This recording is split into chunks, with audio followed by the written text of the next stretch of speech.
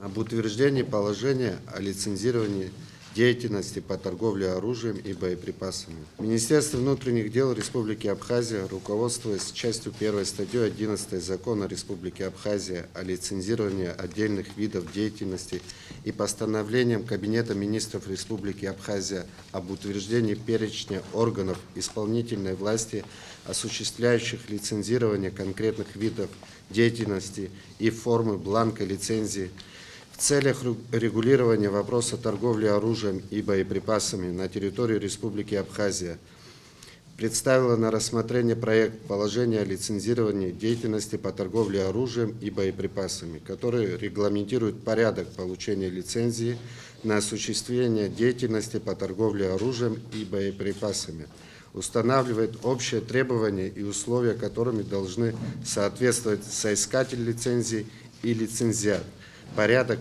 приостановления и возобновления действия лицензии, аннулирования лицензии, определяет процедуру лицензионного контроля.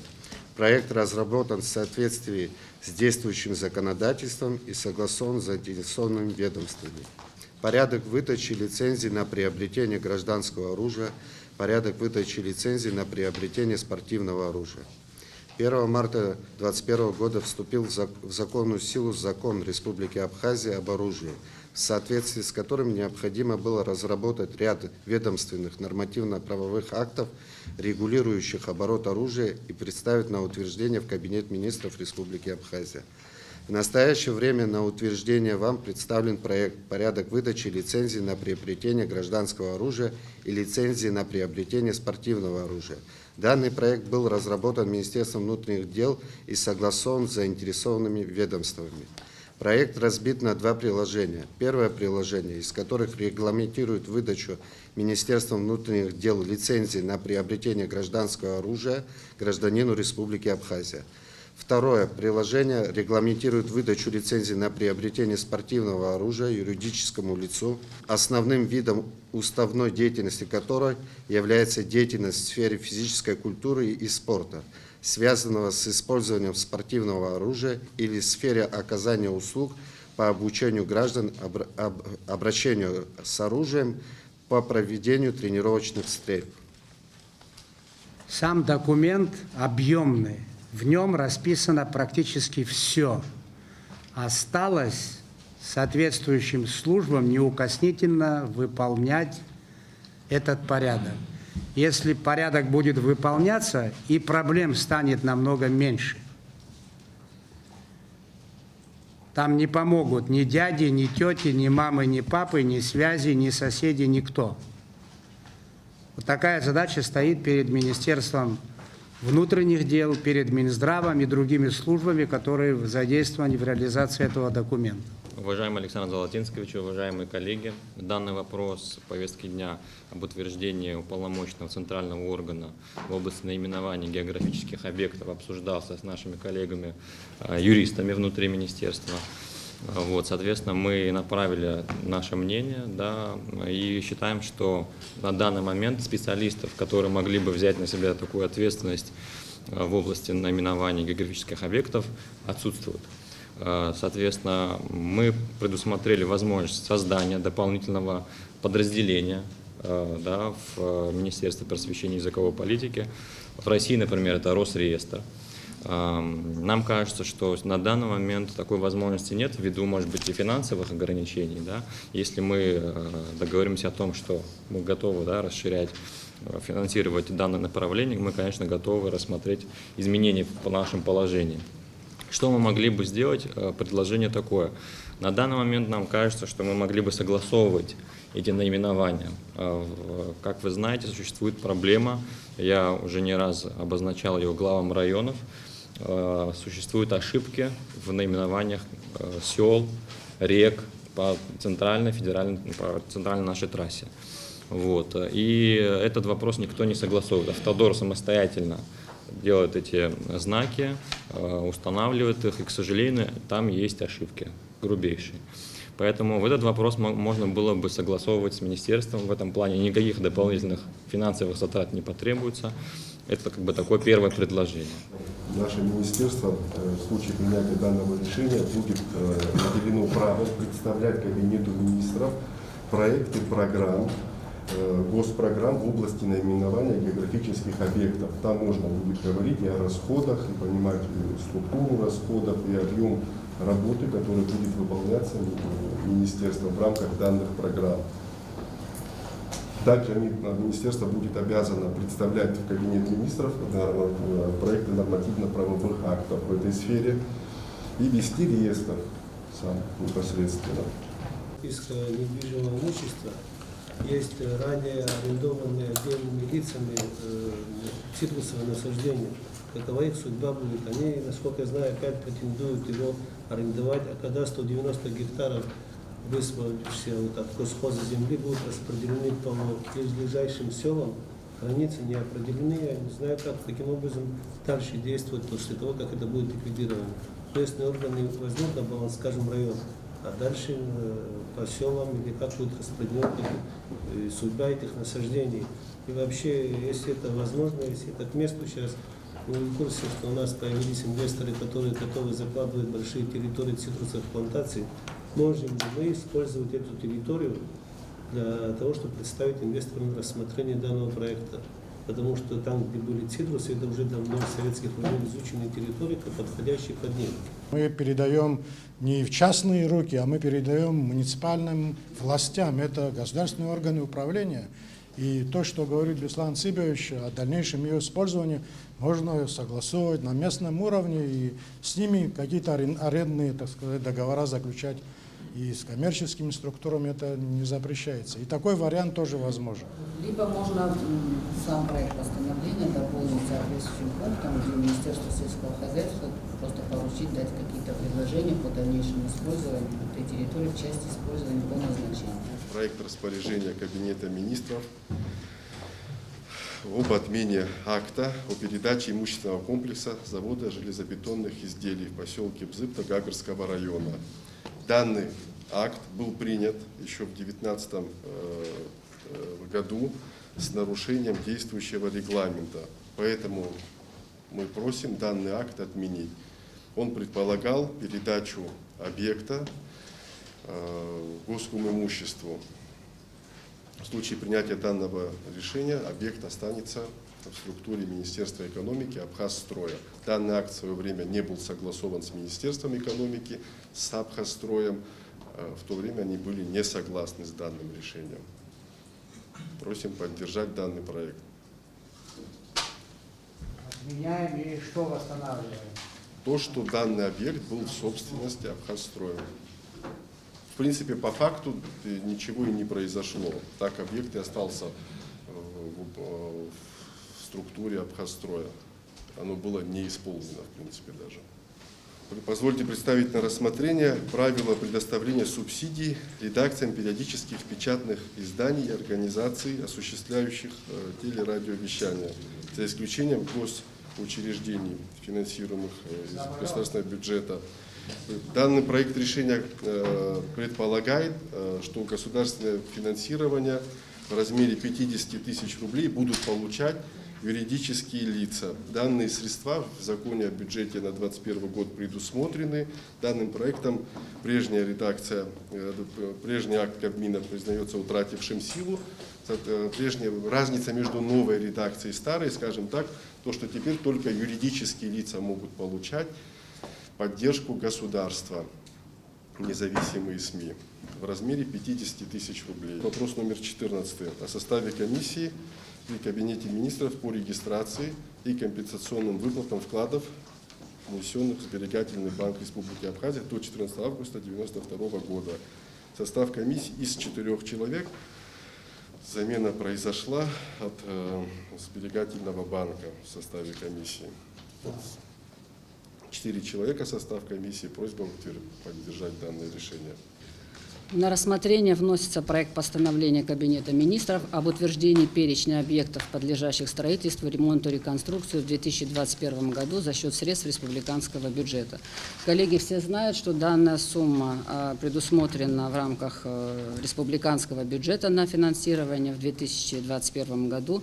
Соответственно, согласно установленного регламента, правительству необходимо определить данный перечень для того, чтобы эти мероприятия были реализованы уже в текущем году. Уважаемые коллеги, следует здесь отметить, что объем финансирования составляет 100 миллионов рублей.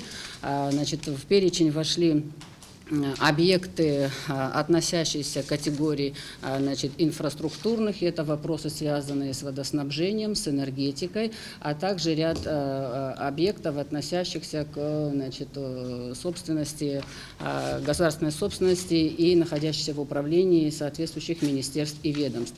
Конечно, объем финансирования очень незначительный с учетом того объема заявок, которые были сформированы в период 2020-2021 годы. Хочу сказать, что по поручению премьер-министра сейчас систематизирована работа по изучению и подготовке предложений по реализации всех этих мероприятий. При этом, к сожалению, общая сумма на сегодняшний день, необходимая для удовлетворения заявок граждан Республики Абхазия, министерств, ведомств и других учреждений, она составляет на сегодняшний день порядка 1 миллиарда рублей. То есть за счет средств республиканского бюджета мы можем реализовать мероприятия порядка на 10% от заявленных обращений. Прошу поддержать. В соответствии со статьей 38 Лесного кодекса Республики Абхазия и правилами лесовосстановления и лесоразведения Республики Абхазия, утвержденными постановлением Кабинета министров Республики Абхазия от 4.11.2011 года за номером 152, предлагается утвердить по Государственному лесному фонду Республики Абхазия лесечный фонд на 2021 год по лесовосстановительным рубкам в общем объеме 33 041 кубометр. Из них 28 780 кубометров – это ликвидная древесина, в том числе деловая 23 340 кубометров и дровяная 5440 кубометров. Кроме того, предлагается план лесовосстановительных и лесохозяйственных работ по государственному управлению, также временный механизм планирования. Кроме того, предлагается на экспорт круглый лес в объеме 13 915 кубометров. Это буковая древесина, пихтовая древесина, круглый лес 500 кубометров, пиломатериал буковый обрезной 105, необрезной 105. И если будет спрос, то пленные древесины 2020 кубометров. В разрезе лесхоза здесь тоже, наверное, у вас у всех есть таблица. По Гагарскому лесхозу ликвидная древесина 13 780 кубометров, по Гудаутскому лесхозу 4200 кубометров, по Сухумскому 2500, Гульрипший 3130, Ачимчири 3900, Барчал 850, Гальский лесхоз 420 кубометров. Также здесь в разрезе дается породный состав, тоже, наверное, он представлен вашему вниманию. По лесовосстановительным и лесохозяйственным работам, общие я зачитаю данные, по содействию естественному возобновлению это 37 гектаров, по посадкам леса 5 гектаров, уход за лесокультурами 25,9 гектаров и рубки ухода 80 гектаров. В последнее время они наметили рубки проводить в неосвоенных кварталах, это Ипское направление, и вот там они представили к освоению эти квартала. Но там на самом деле запас есть, единственное, там проблема большие сложности с дорогой. Я думаю, в то же время, когда посадки такие же, как и остальных лесхозов. По посадкам, 5-6 раз больше, чем остальные. Видимо, это правильное замечание. Видимо, здесь надо будет и по посадкам тоже в соответствии с планами рубки увеличить план посадки. Большие задолженности огромные у них. Ни за что практически не платят. Никаких мер безопасности не имеют. 2 погибших в прошлом году. Есть большие задолженности. Они переходят из года в год. Это порядка уже 15 лет эти долги, значит, из года в год переходят. По текущим, значит, налогам, текущие налоги платятся, а эти задолженности вот из года в год они остаются. Значит, я могу вам сказать следующее. Не 650, а 760 даже вырубали. После этого было так называемое громкое гульрипское дело, по которому было осуждено огромное число людей. Это плохой пример. Потом в 10 раз уменьшили так называемые плановые показатели по вырубке. Верно? Верно. Но была система вырубки другая. Порядок был другой. Порядок применялся сплошная рубка. Порядок был другой. А сейчас у нас выборочная рубка, поэтому объем у нас значительно меньше. Да дело не в объемах. Какая там выборочная рубка? Какая там выборочная рубка? Мы рубим одно дерево, пока дотащим его до какого-то места, по дороге уничтожаем штук 50 молодняка. Но вы же это знаете лучше меня, мы-то дилетанты, а вы-то профессионал. Вот как нам быть? Ученые предлагают, прямо предлагают, что вообще рубку леса в Абхазии, делового так называемого леса, остановить. Коль мы плохо занимаемся восстановлением лесных массивов, да, у нас большая проблема, большая беда, не только с вредителями. Главные вредители – это мы. Значит, что касается сегодняшнего положения дел. Значит, к сожалению, 2020 год у нас был провальный полностью, по который в 2020 году был утвержден лесечный фонд, по которому было принято, значит, решение о вырубке 28 780 кубометров. Ну, в результате пандемии практически лесхозы не работали. Данные все лесосеки, которые, значит, были приняты в 2020 году, они прошли экспертизу соответствующую, и они были не освоены. Сегодня, на сегодняшний день, значит, в некоторых лесхозах вот по этим остаткам проводятся рубки, чтобы, значит, успеть какой-то план выполнить в этом году. Мы умеем принимать решительные меры, можем остановить работы все. Но у нас сейчас есть уже достаточно материалов, да, которые вы еще не успели ознакомить руководство, ознакомили? Да, мы запрос соответствующий Подготовили. Тогда придется несколько встреч больших здесь провести с участием действующих лиц. И прийти к общему мнению, как мы будем жить дальше. Думаю, по-другому нельзя. Но, в принципе, во всех проверках, которые проводятся в лесу, должны присутствовать сами, так скажем, ответчики, если так можно назвать. Везде будут, по вашему приглашению, представители лесхозов. Там есть спорные моменты, то, что я Вот и поспорим. Да, мы нужно на месте поспорить. Конечно. Нет возражений, принимается. Вы знаете реакцию граждан, когда они видят кряжи, которые везут на машинах? Вот, реакцию наших граждан знаете же? Она реакция не сегодняшнего дня. Вот от этого мы и отталкиваемся.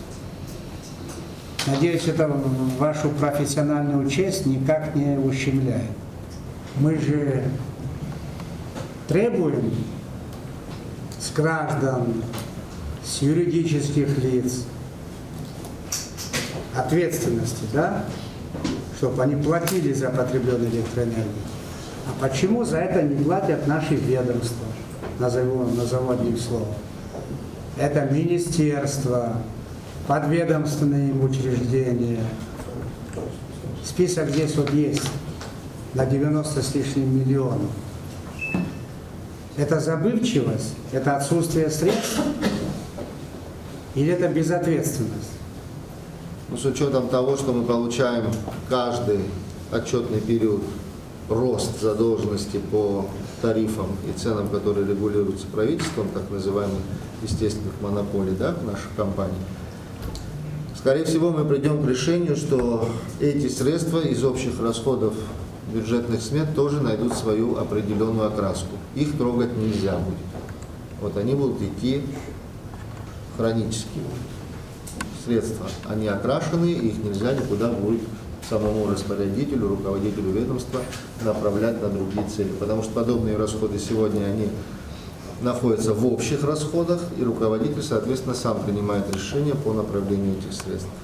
Ну, с учетом такой задолженности, в том числе много там я обратил внимание на задолженности, которые числятся за нашими бюджетными учреждениями. Даю на технический разбор, Кристина Константиновна, неделю. На технический разбор. На оплату, Владимир Валерьевич, принимайте меры. Это сумма там, 92 или 93 миллиона. Сумма значительная. Мы могли бы к зимнему периоду запас материалов сделать небольшой. Ну, да, не успела договорить. Конечно, если сегодня Черноморэнерго получит 90 миллионов, она кое-что успеет закупить. Это так.